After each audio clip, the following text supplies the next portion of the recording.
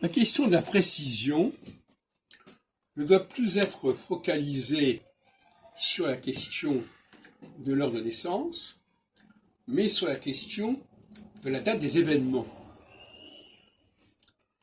et de la succession des événements.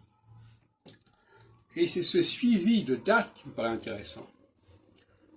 Pour moi, il y a des périodes de 7 ans, et il faut suivre le cours des événements pendant 7 ans, par exemple.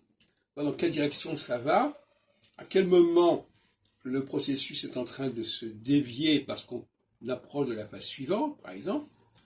Voilà.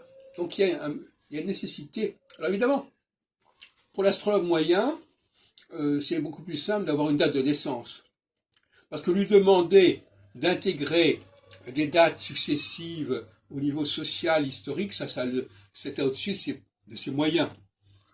Donc finalement, chacun réduit l'astrologie à son propre niveau. Si les gens n'ont pas de culture générale, n'ont pas une capacité à appréhender le cours de l'histoire, et apprendre le cours de l'histoire même sur des années récentes, eh bien à ce moment-là, les gens vont se réfugier dans l'étude du cours de la vie d'une personne, ce qui n'est pas très sérieux.